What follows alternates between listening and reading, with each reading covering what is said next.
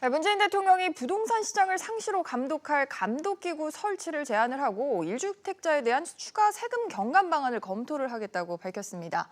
이어서 홍남기 경제부총리는 대통령이 언급한 1주택자 세금 경감 방안을 오늘 10월에 발표를 하겠다고 밝혔습니다. 자세한 소식들 취재기자 연결해보죠. 손소우 기자. 네, 손석구입니다. 네, 문 대통령이 이렇게 감독기구 설치를 제안을 했는데 이거 어디서 나온 얘기죠? 네, 어제 청와대에서 열린 수석 보좌관 회의에서 나온 발언인데요.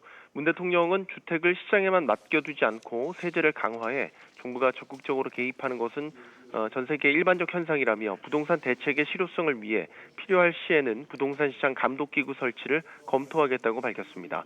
부동산 시장을 상시적으로 감독하는 전문 기구를 설치하려는 것으로 풀이되는데 현행 금융감독원과 유사한 가칭 부동산 감독원이라고 볼 수 있습니다.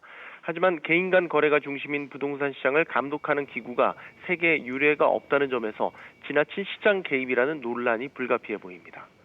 네, 더불어서 부동산 세금 경감 대책도 얘기를 했는데 이건 어떤 얘기입니까? 네, 그렇습니다. 문 대통령은 부동산 대책의 효과가 나타나고 있다고 진단하면서도 정책을 계속 보완해 가겠다고 밝혔는데요.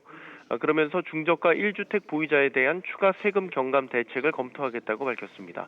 부동산 세금 인상에 대한 부정적인 여론이 커지자 실수요자들에 대한 세금 경감 카드로 진화에 나선 것으로 풀이됩니다.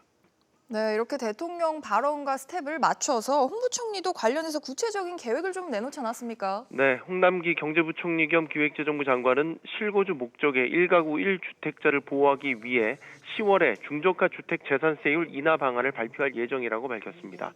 중저가의 주택 기준에 대해서 홍 부총리는 통상 9억 원 이상을 고가 아파트로 분류했던 점을 감안해 결정할 것이라고 설명했습니다.